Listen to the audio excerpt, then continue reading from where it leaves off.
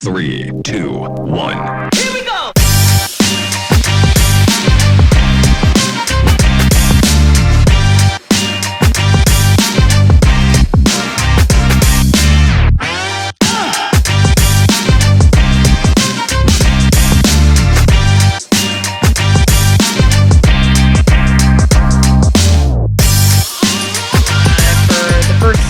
Women Shifting Gears season 1, I had constantly heard Cindy say you're going to be blown away by this upcoming guest, and just saying you're not going to believe her story. It's going to be one that'll be for the record books for season 1. And sure enough, my conversation with Renee Brinkerhoff was exactly that. So tonight, we're going to, ahead of a very large and exciting adventure coming for Renee, we're going to dive deep into her story and what kind of drives her, and the mission of what is still left for this journey that she is on. So welcome in to Renee Brinkerhoff, your guest on the evening for Women Shifting Gears, driven by Hemmings. Hello, Renee. Hello, Amanda. And hello, everybody. And thanks, Cindy and Tina and Hemmings, and just for having me tonight. I'm so honored. Thanks so much. So as I know everyone saw the invite, but as just a little brief history of Renee, Renee has currently raced on 6 different continents. She has a 7th one that I think we'll dive into here just a second. But Renee, I want to go right back to the beginning with you. Why racing? Great question. I want to start by sort of clearing the air of a lot of misconceptions. I didn't grow up in a family that was into cars or racing. I didn't know about cars. It wasn't something I was passionate about as a child or anything like that. It was literally, I homeschooled 4 kids. They were out of the house. I was actually having free time. I was really enjoying life. And I wasn't looking for something to do. I was having a great time. And I realized that I'd been telling myself one day I'm going to race a car. And it was a subconscious thing. It's something I realized I'd been saying for decades and didn't have any idea that I'd been saying that. And then realized, I just it was in my head. I was like, oh my gosh, I've been saying this. And I've been saying this a really long time. And then thinking, great, this is not something I want to be doing. This is not something I have any interest in, but thought if I've been saying this for so long, there's got to be something to it. And I also felt, hey, Renee, if you don't do it, you'll be on your deathbed and you'll ask yourself, what if? What if? What was that about? So that's how it all started. And that was in my mid-50s. And no background in motorsports or automotive? No, none. Not at all. No car magazines in the house growing up or ever. My husband wasn't into cars. So it was sort of out of the box. Okay. So what was the first step? Well, first step was being mad at myself, getting over that. Next thing was being really afraid of what in the world are you doing? You know nothing about cars, you know nothing about racing, fear of failure, fear of all these kinds of things, and having to say, okay, forget that. I've got to go do this thing. I'll go do it once and then I'll go on with my life. And so I had to, figure out about cars. And my husband's cousin had an old Corvette that he used to race at Laguna Seca. He invited us to come over to his house. He said, I've just bought this car. Come on over. We happen to be in California. And they're parked in front of his garage in the gravel. He lived in Ojai. It was a 356 Porsche. It was the first time I'd ever seen that car. And when I saw that car, I said, that's the car I want to race. That's the car. So there wasn't much study about it. It was love at first sight. And that was, okay, I'm just checking the boxes. I got to do this thing. Okay, it's cool. It's going to be the 356 Porsche. And then it was, you need to know about racing. And I realized, okay, that car can't do a lot of things. So what kind of racing can I put that car in? And I heard about rally racing, track racing, or road racing, I guess you call it, sounded boring. I know it's not. I've since had that experience and realized it's not. But if you think about it, going round and round on the same track sounds not very interesting. rally racing sounded very interesting. So I said, okay, it's going to be rally racing. Someone mentioned a race in Mexico. So I just typed it on the internet, rally race Mexico, and up popped the La Carrera Panamericana. And that's how the race got picked. So that was the beginning. That's how I got into that race. And that's how I got into that car. And then what year was this? So I had the car, I picked the race. That was all 2012. Okay. And I thought, okay, this could be a massive harebrained idea. You're going to have to make it into a race car, because what I bought wasn't a race car. And I said, let's go down. I should go down and find out what this race is all about.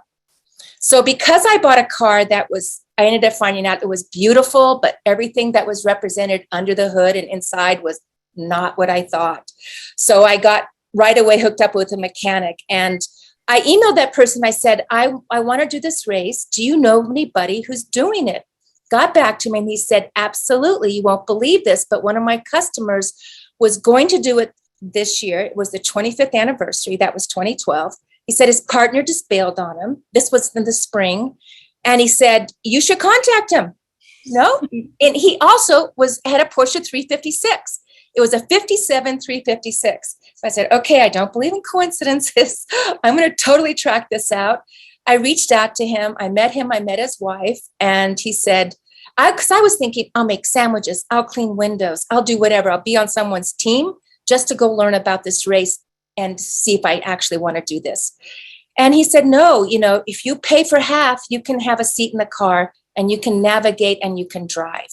So that was it. I went down in 2012 in his car, and my daughter, Christina, actually, who's on this call, came down with me to photograph. And that was my first entree into car racing.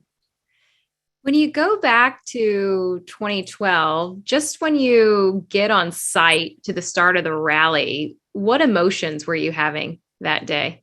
Wow. Okay. Well, the first day of that race, the first morning of the first day of that race, we drove by a car that had rolled in a field. And a couple hours later, we found out that the navigator was dead. 2 days later, cars are going off a cliff. The cars are catching on fire. People are being medevaced. I had no idea what I'd gotten into. And I remember the first day I navigated, the second day I got behind the wheel, and I couldn't stop shaking. I've done a lot of kind of gutsy things in my life. This is the only time I ever experienced uncontrollable physical shaking, literally from my toes throughout my whole body at the start. And they were counting me off, and I knew I had to go. And I'm thinking in my head, what in the world are you doing here? Are you crazy? I know I couldn't get out of that car. I couldn't turn back. I had to go forward. And after I got going, eventually the shaking stopped, and I got this amazing experience of racing. So that was the beginning. And I would say at that moment, you would say you were hooked. I was hooked. I was hooked. I was totally hooked. It actually, as we get the slideshow set, it just hit me that if you count 2012, which would have been your first race, this is your 10th season as a race car driver, or 10th year. What do you look at your evolution from the beginning into where you are now? That race, La Carrera Pan. So that's actually, you can't see how far those cars came down. It was probably 30 or 40 feet. And this was a start downhill, a fast start. And they were just, I don't know what it was. I don't know if the book said left and it was a right or whatever, but they were all launching off this cliff on top of each other. That race was a total metamorphosis in my life. I look at it, I think of it myself as like a butterfly in a chrysalis. And that experience brought forth all these things about myself I knew nothing about. And I was so afraid every morning, but I learned through that race and every year that we did that, because I would continue to be, have a lot of trepidation, immense strength and life change through facing fear, pushing through fear, finding strength I didn't know I had. And I learned so many things about myself and capacities and through that race. So that race really did prepare me for what came next. It was really what I got from that was what has equipped me to do what we're doing now. And just a reminder, as we continue through this conversation, definitely throw questions into the chat, because we're going to open this up to a Q&A after Renee and my conversation. So absolutely throw those in there. I can't wait to get to it. And it is worth noting, as you said, with the Carrera Panamericana, it is noted as one of the most dangerous rallies in the world. And just seeing that photo of the cars down the cliff there, you're a new race car driver at that moment. How do you push through that fear? Guts. I don't know. I just have, I believe God makes us who we are and gives us skills and things that unless we push our envelope and get out of our comfort zone, we will never know what those things are. But through that, I found this immense strength and ability to push through fear and actually harness fear and use that energy of fear to accomplish things that were way beyond anything I ever imagined. This was an accident we had in 2015, which we almost went off a cliff, I almost took myself and my navigator into what could have been very much a life loss or a loss of limb. It was a very, very hairy situation, but we got the car back into the race and, ended up finishing that year second in our class. But all these kinds of experiences and all these kinds of failures and having to come back and be the comeback kid and make it work and find that strength and having that team and coming together and coalescing, never stopping, never saying, like finding the part that we needed. How do you find that part in the middle of a race? We found it. I mean, that's a story in itself. Someone took it out of their Porsche collection in Mexico City, out of one of their classic cars, 2:00 in the morning, got it in our car, that very part we needed. So many stories of like that, but really this race is still, to me, if I could go back and do anything that would really challenge me, that still would make me have to push through kinds of fear that I don't like to talk about, but it would still be that race. It's still that race. You, at this point, as we talked at the beginning, you've raced on 6 continents and you race in awareness to a mission that is very dear to you. When did it come about, Project 356? When did this come a thing that you knew you wanted to do in taking your Porsche across the world in awareness? Because of our success as a team in this race, people wanted to know, who are you and what are you doing? And we realized we have a voice and we can use that voice to affect change.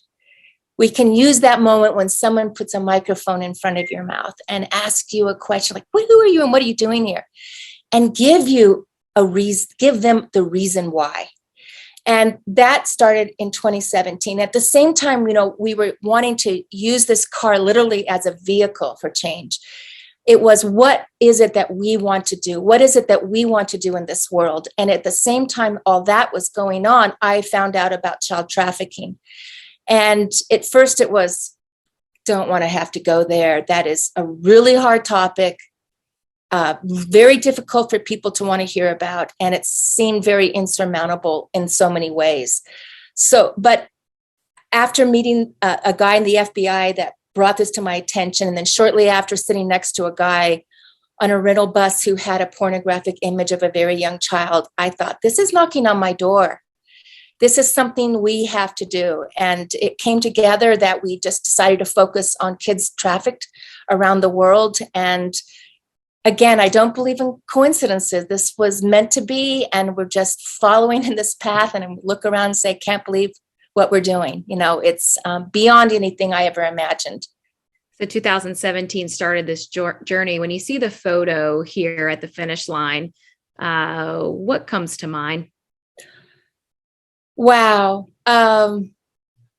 It's amazing emotion and feelings. Those people, you can imagine, every day you come to the finish. It's a 7-day race, 2,000 miles through Mexico. Thousands of people are waiting for you. they're crying. They're so excited about you. And I was typically the only woman driver in that event. So as a woman, when you stepped out of a car, the girls, the young girls and the moms and the aunts, they're all grabbing you, hold my baby, they're hugging you, they're thanking you. It's such a rewarding experience. And to me, like, that's Roberto. What a brave man. He got in that car with me, knew nothing what I was doing. We had so many close calls. Amazing young man. It's just brings back so many amazing feelings and emotions. So we checked off North America with the race in Mexico. Where would be next? So the car was prepared as a tarmac rally car. So it was part of the planning of the races was, let's do this the most economical way possible. So let's find the races for the continents. We knew we wanted to go off-road. So the challenge was, let's take this car. If you really want to have a big voice and you really want to affect change, you need to do something outside of the box, right? And how do you do that in a Porsche 356? So we found the most challenging races that we could put that car in. Either there'd never, ever been that car before, or there would never been a woman and that car before, but just trying to do things that would make us stand out. So again, someone's asking you, who are you and what are you doing here, right? So part of that process says we left the tarmac with La Carrera and we went to Targa Tasmania for Australia, and that was a tarmac race. So that's where we headed next. And that event was 6 or 7 days. First time to drive racing on the opposite side of the road. It was a very different, it was a culture shock actually, from leaving Mexico and this super dynamic race where the people are just, you could see that, right? The people and the enthusiasm. This was a very organized, very staid, very different kind of race. Very fast. It's known for being super fast. 300 cars. We were the only 356 racing that year and the only woman driven team that year. And the goal was to get the Targa plate, which I can explain, or you can look it up if you want. But we got that goal. We got our Targa plate, and that was the Australia race. I have to add, I mean, just looking at those views, I'm blown away. What's it like seeing that kind of scenery out of the windshield of a Porsche 356? I have to tell you, I never see the scenery when I'm racing. Right. I'm looking ahead and thinking, what corner, when do I brake, and how do I come out of that corner? I never see the sights. So it's nice to see the photos afterwards. That must be an experience for you. So when you, I mean, even looking back at a photo like this, is it, when you see it from the other perspective, does that change the experience for you at all, or just add it a deeper context to it? I think it just puts it all in context. What an amazingly beautiful place that was. All right. So in 2018, you clicked off Australia. Where did you head next? We went to South America and we went to Peru. And the reason we went to Peru is they had an event called Caminos del Inca. And Peru has a huge motorsports culture. That's like one of their biggest sports. They love rally racing, in particular rally racing. And this was their biggest race. And it's a modern rally. There are no old cars in this race. It's totally purpose-built rally cars in this event. And we were the only foreigners that came, people outside of the country. First time to ever have an old car. And of course, then a first time to have a Porsche 356. And it was the first time for the car to go off-road. And that was, again, 6 or 7 days, 2,000 miles. And it was absolutely stunning. We were racing on average at 16,000 feet elevation. And again, you're in a naturally aspirated car. And you can see there, people stand there because that's a dangerous corner. Sheer drop-offs, thousands of feet down. And it was amazing. The people were fantastic. They would yell. They'd never seen this car before. There's only one Porsche 356 in the whole country in someone's closed up museum. Never sees the light of day. They would yell Porsche from the hills and the mountains. You could hear it. porch, porch, porch. And then they would come running down the hills to see the car. And when you would stop, they would mass around the car. And when we had problems, they would be there to lift the car up and fix it, tie it up with ropes and straps and do everything they could to get us back on the road. We were the underdog and they wanted to see us get to the finish. We went to 2 engines, later found out was because there were 2 mechanics' gloves that were in that first engine. We had no idea. And that's why we were choking and choking the whole way through and smoking the whole way through. But we made it to the finish in Lima. And that became our goal, just get to the finish. I would imagine at this point, not only are you making headway 3 continents or checked off the list at this point, but I imagine more and more people are becoming aware of the cause and knowing what you're trying to do with globally with human trafficking. In 2008, where is that conversation in alongside the racing endeavor that you're doing as well?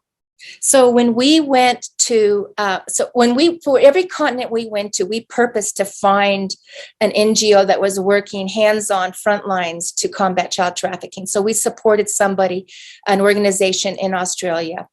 And then when we went to Peru, we supported 2 or 3 different organizations, and we actually went on the one day off that you have. We went into the mountains. It took us about 4 hours of driving to go visit with the Quechua children and to speak to them, because those children are vulnerable for child trafficking.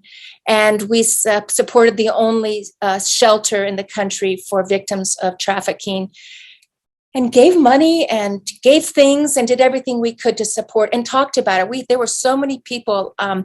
You would see this race on every television station at night, the radio, every magazine publication. And they knew why we were there. And we were able to talk about child trafficking. And they had no idea this was even a problem in their country. So we were able to bring awareness and to bring funds to support the efforts there locally. All right. So now that we have knocked off South America, where did she head next? Peking to Paris, right? 36 days, started in Beijing, China, ended up in Paris. That's us before we're crossing the border out of China into Mongolia.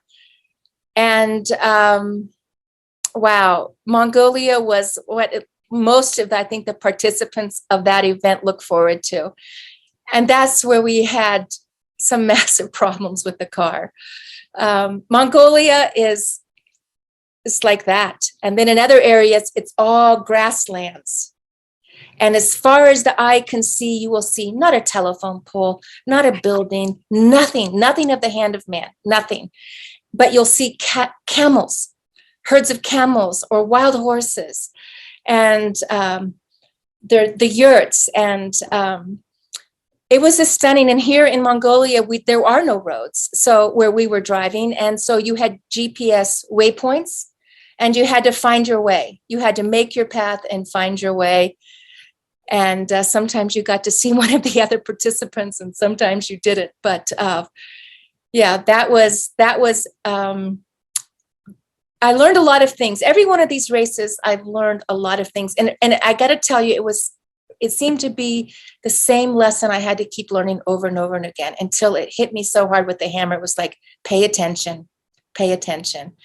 I realized that confidence is not competence. And so when someone says they know how to work on your car and they're giving you their skill sets and they're very confident, you need to do more vetting. You need to ask more questions, dig a little deeper. And then I also realized, Renee, you need to be able to step up and do these things, and don't worry about offending the other person in your car. It is something you need. I mean, it is my car, it is my team, and I'm paying for all this. And it was so hard for me, but it's okay if they don't like what you're saying. If you want to get to that finish, you've got to put all that aside, and as graciously as you can, take over and make sure you get to that finish line. Did you find that internal conversation more challenging being a female? Absolutely. It was, I think a lot of these, I will just say yes. Yes, it was, because I was just to say very briefly, The same words can come out of a man's mouth with the same tone. But if it is said by a woman, you are now bossy or this or that, right?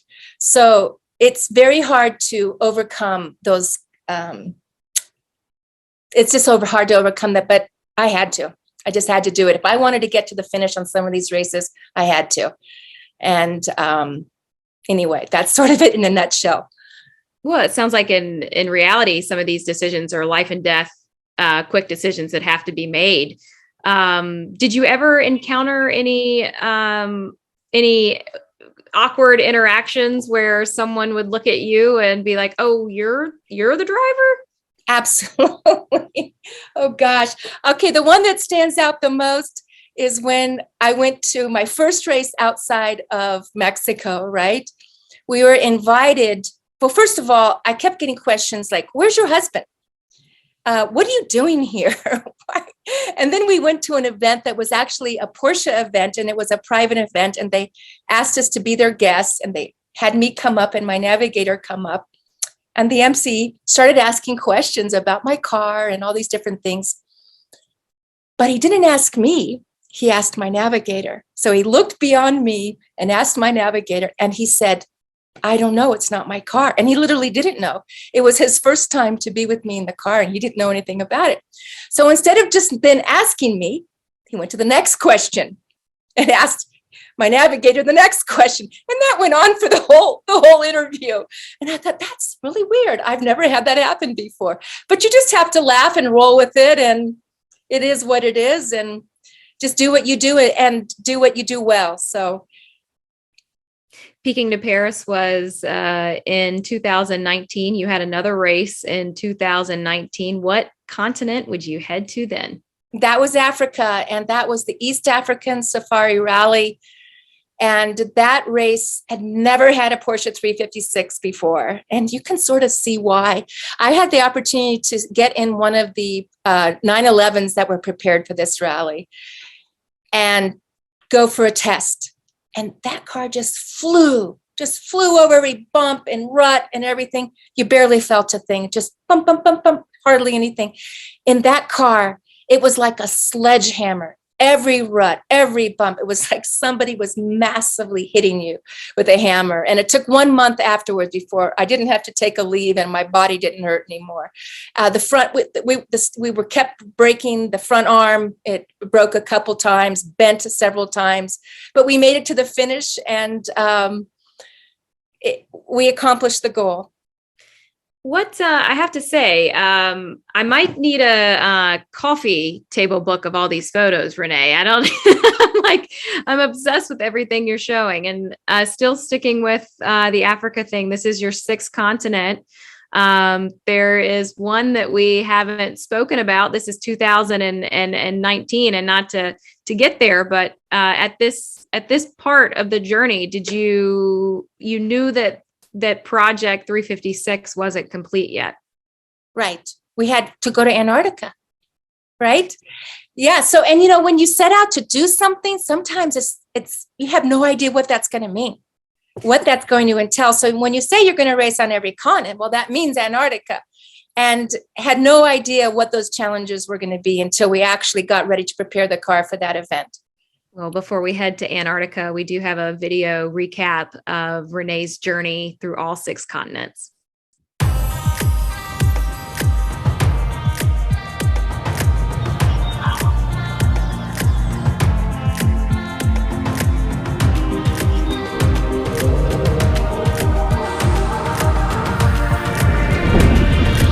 One day, I'm going to race a car.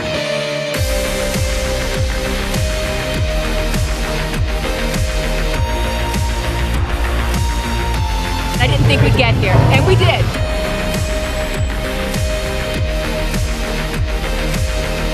You come to this race knowing that you're taking a great risk.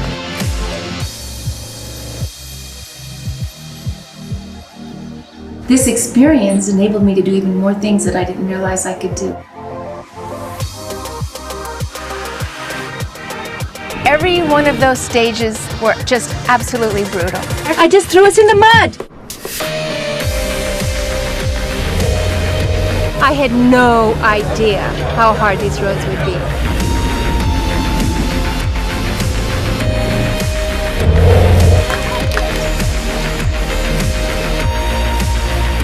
When I say I'm going to do something, I'm not going to quit.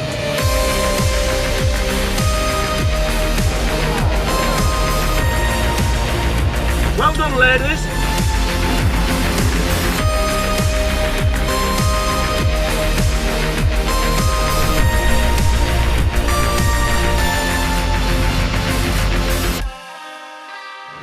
You can't explain it. It's just life-changing. It's a life-changing experience.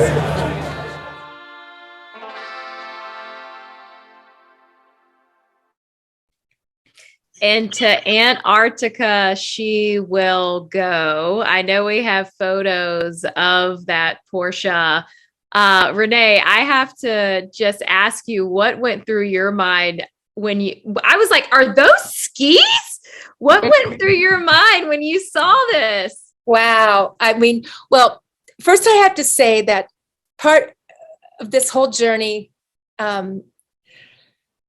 anyway, I just want to say that Christina Brinkerhoff and I, my daughter, who's working with me in this whole project and who's helping with getting these photos and everything together, we walked into the studio because we were there to do a photo shoot before the car got put into a very dark container on a cargo ship, right, for 2 months. And they had this big curtain and they threw back the curtain and there was this car and we were stunned. Like, I was speechless. It was so magnificent. It looked so cool. And, and when we first started the preparation for this car, I talked to Kieran Bradley, who's the engineer that did all this work, an amazing man, a genius, just a phenomenon what he's done here. I wanted tires. We've always raced on tires. Kieran, we have to have tires. He ran all the formulas, did all the math. He said, Renee, you will need 42-inch tires. Do you realize a 42-inch tire in the back and a 42-inch tire in the front? Where will your car be? You won't have a door. I mean, there is no car left. Your car's not big enough. So it's okay. So he designed these skis and he designed these tracks. People think, oh, it's a snowmobile. It is not a snowmobile. It is, you have to glide. You cannot have any imprint on the surface in Antarctica because 1 second it can be powder and really deep, or it can be hard. I mean, it changes just like that. You have no idea what the terrain is. There's no place like it on the planet. It's constantly shifting. It's constantly changing. There's a crevasse bar in the front of that car to help prevent us from falling through crevasses that could be 10 feet or thousands of feet deep. So, and winds come up and create these walls of ice that you can't even see. And it's like hitting a concrete wall. So, I mean, or massive boulders of ice, it forms through the wind. So he is, Kieran and Jason. Kieran did the engineering. Jason will be with me in the car. They have both driven to the South Pole twice in a modern vehicle. They know what things we can encounter. And those things were incorporated into the development of this car. And I've never driven it. I'll get my first chance when we get down there. And wow, it's magnificent looking, isn't it? I think it's also important. You're looking over your car and sponsors and people that are supporting you on the journey. PXG and how crucial is it to have such great people on your side? It makes every difference, doesn't it? I mean, it's first of all, it's a team. It's always a team. And my family, my family has been so supportive. Christine will be the only woman from my family in this race, but in all the others, they come for the end, or they're a phone call away, whether it's 2 a.m. or whatever. I got a phone call. This is a different livery. We had designed the livery. Christine and I worked on that livery for probably 9 months to get it perfect. It had just been finished. We were in London to see the car, meet with the team. Again, it was going to be, shipped off. I got a call at 9 p.m. on a Friday night, and the photo shoot was on Monday. And my phone, I'd sent out a message to Bob Parsons, who's the GoDaddy founder and who owns PXG, Parsons Extreme Golf. And I got a text back that says, Renee, I don't think this is anything I'm interested in, but I'll talk to you. He says, I'll contact you in the next week. Well, for the week to end, it would have been Friday night. So Friday night, about 9 o'clock, I look on my phone. It's Bob Parsons calling me. And I don't know Bob that well. We're friends, but we're not close friends. And I'm looking over Christina. We're working. We've got some documentary on the TV. We're sitting on the bed working. It's okay. She said, "Oh my gosh, okay, I'm grabbing this call." He's prefaced by saying again, "Renee, I don't think I'm interested in this, but tell me what you're doing. I'm here, so just give it to me." And he within 8 minutes, he said, "I want to completely sponsor your Antarctic race. And I want to give you $100,000 for your charity. And what you're doing is incredible. And I'm honored to be a part of it." So that was a massively life-changing moment for us. All my savings for years and years was going to go into this. And now I had somebody who was going to, to send us there. So that's, people like that, the Parsons are amazing, and to have them on my car and to be with us. And I'm so grateful.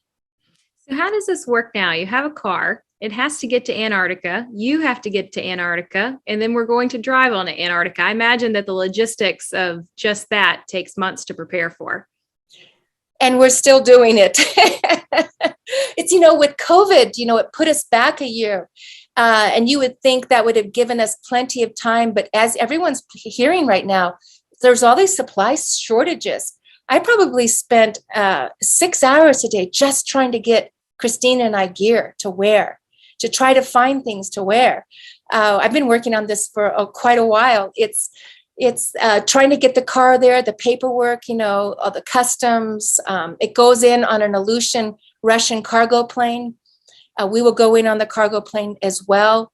We will land on the blue ice. There's nothing there. It's not like those wonderful pictures that you see of people visiting Antarctica with the penguins. There's no life. There's not even an insect. And ice and more ice. We're camping. We're sleeping in tents. Camping food, dry, the dried food you add hot water to. Car doesn't have a heater. There's no point. It's pointless. You have to wear on that plane when you leave Chile and land in Antarctica what you will wear the whole time you're down there. You don't have a change of clothes. You can bring extra socks and some underthings, but that's it. Everything has to fit in that car. 2 tents, cooking stuff. Everybody has to be self-supportive. And the reason there's a pointless to have the heater is because if something happens and you step out of that car, and if it was a heated car, you have to be dressed for what's outside. So the environment inside that car has to be the same as the environment outside of the car. And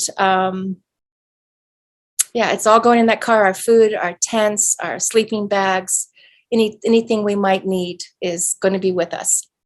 I do want to open up to the questions in the chat room. And I know that we're going to share a link about how to donate to Project 356. But when you go back to the beginning, Renee, where do you think that voice came from? One day I'm going to race a car. That voice. I have no idea. I think it was something. I could have said anything. I'm going to go to Mars. It wasn't something I ever thought I was going to do. It was just, I think I quite honestly, I think I struggled with depression.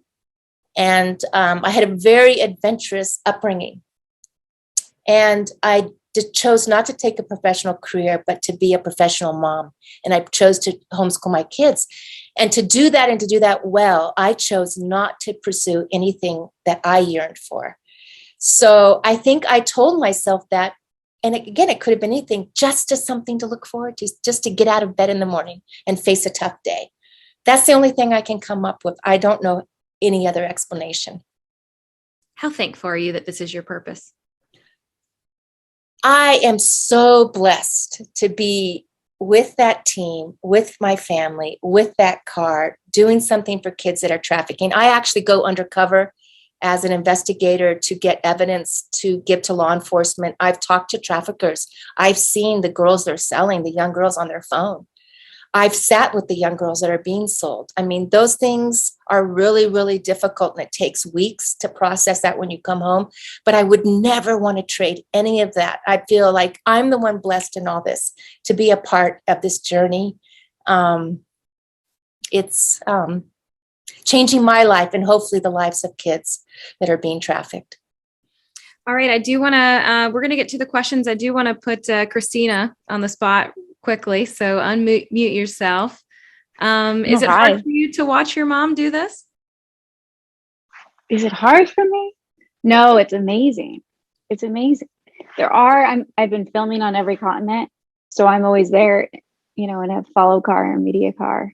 And there's definitely an element of low grade panic 100% of the time, right? Because I'm so in tune with where she is and where she isn't.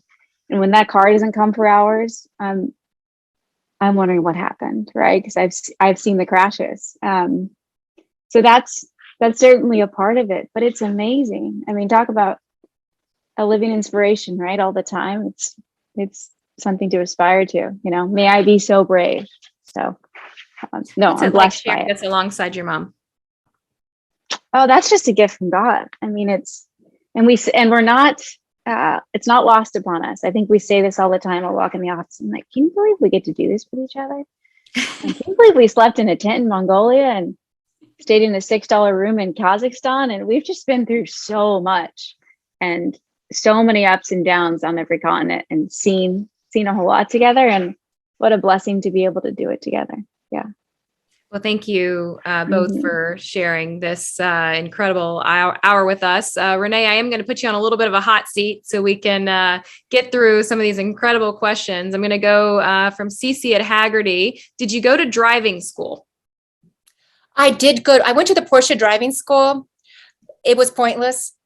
That's a modern car, massive horsepower, all the Save Me features. And I'm in a 125 horsepower car with no Save Me features.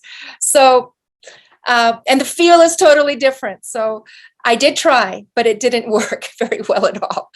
It was really every race I went, that was my learning school. That was my school. That was my learning, was when we were racing. From Pam Miller, did you have any extreme hobbies before deciding to race a car?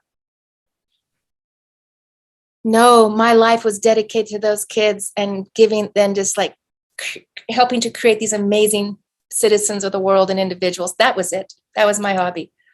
Back in 2012, how much did you know about the car technically? Before I started racing? Nothing. Nothing. No. From Diane, what training did you do before 2012? On the road, off road, and where did you test the car? Again, La Carrera, the car took 2 years to be developed. We never got to test it. I tested it when we went and did the qualifying round day prior to the race. Never got to go to a track. The year that we actually got to test the car was the year we had the worst accident in 2015. And, we had the tire pressures all dialed in and everything.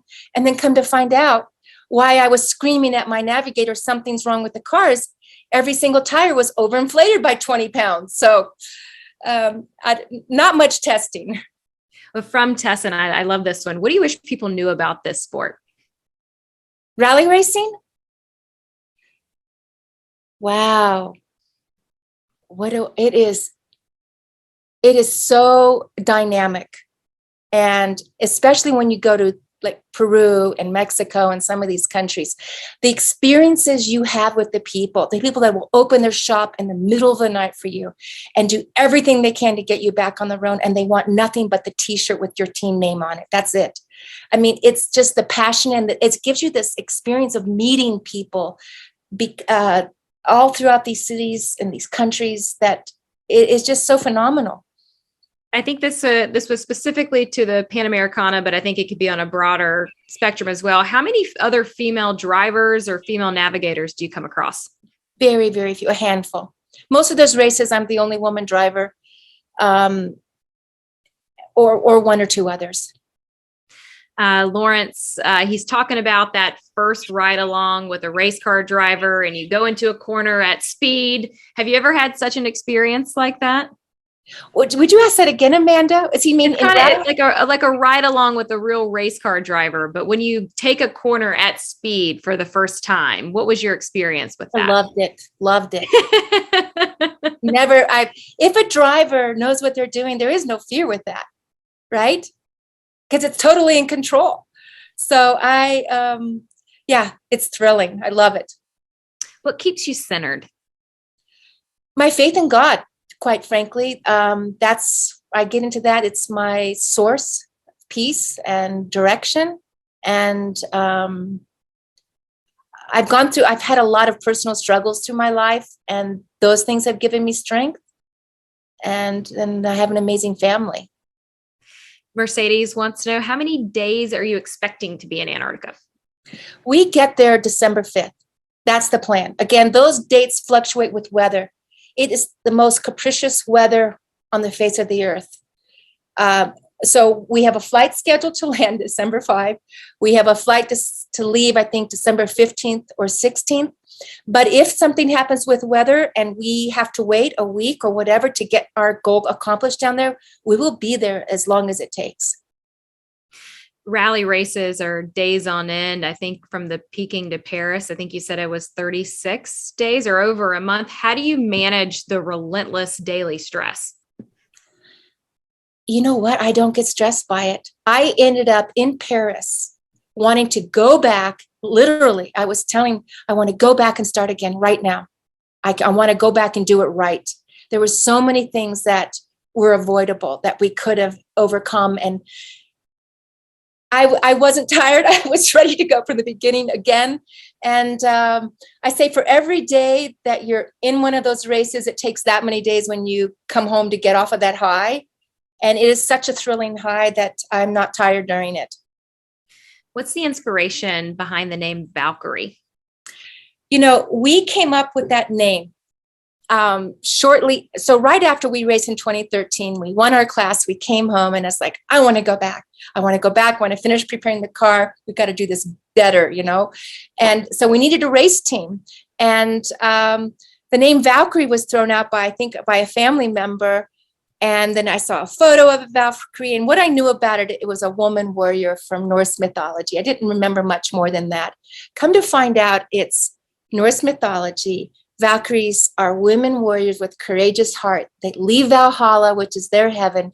They go to the battlefield to rescue the wounded and the dying that are worthy and restore life in Valhalla. They take them back to Valhalla to restore life. And that was before we got into child trafficking and all of that. I thought, what in the world? How more fitting is that name? And again, I don't believe in coincidences. Well, I know we always go over our allotted time on these conversations. Cindy, I do want to welcome you back in. I'm sure you have a couple things that you would like to say to Renee before we close this thing completely off. But I'm also okay if everyone wants to unmute quickly and clap so that Renee can hear it on her adventure and her journey and what she's doing. But what an inspiration. Every time I hear you speak, and it's almost, you guys probably know the movie The Devil Wears Prada, but I read an article one time about Glenn Close preparing for that role.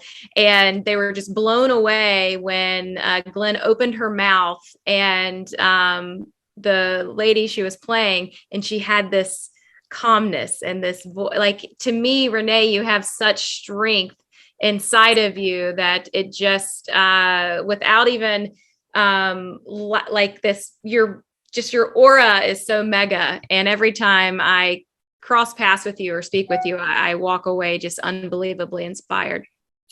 Gosh, thanks so much. Okay, I want to say one thing, Amanda, before we say goodbye. I have to tell you, donate 356. If I get off this call and don't tell you, we're trying to raise $1 million. We're at $500,000. We just got to $500,000. And it doesn't have to be $356 to get your name on the inside of the hood in our special Antarctica Ice Challenge hat. It can be anything, and it can add zeros to that or whatever. But come alongside us, help us to do something about child trafficking. We support education. We're actually involved in rescue, hands-on, we do that. And rehabilitation, we support homes for these children. So we need your help. We want your help. And second largest illegal business in the world, $150 billion. Hey, Millions of Renee, you know, Yeah. you get this really cool hat if you make There it is. Thank you, Cindy. And I'm Yes. honored to wear your hat, and I'm honored to be on your car. And this year in Nashville, we had the Women with Drive Summit, and we invited Renee and Christina to come out, and we honored her with the first ever Shifting Gears Inspiration Award this year. So you are amazing. One of my favorite things about you, Renee, is that you have 2 girls and 2 boys. So when you started to race, what did the girls say and what did the boys say? Go, Mom, go. That was my daughters. My sons, after the first year or two and seeing all those accidents and people going off cliffs, is, Mom, are you sure you want to do this? Aren't you done? Don't you want to quit? So very different reaction. But again, once I say, yes, I want to do this, they've all been behind me. So we're going to be with Renee Thursday night at the Peterson Automotive Museum. I'm playing understudy for Amanda. I don't know how I can compete with this, Amanda, but there's going to be an auction with Amaz on a 356 to help raise money. That might be embargoed, but you guys will hear more about that. And then if anybody's going to be in the Denver area on December 20th, it's going to be the big kickoff party at Renee's restaurant. Bob Parsons will actually be there. I'm going. And I'm honored to be invited, actually, Renee and Christina. Wait, Cindy, it's November 20th. I mean, Did I December say- sounds fun too. Yeah, Yeah, well, November. let's all have Christmas together, right? Exactly. You'll be back by then. But Renee, you are just amazing. And in the chat room, you could see the love for you, and we'll say lots of prayers. We know that you believe in Jesus, and Godspeed to you, Renee. You are one mighty warrior. Not my strength, but thank you so much. I really appreciate it, you guys. Thanks for having me as your guest and to allow me to share the story, and so honored and humbled. Thanks so much.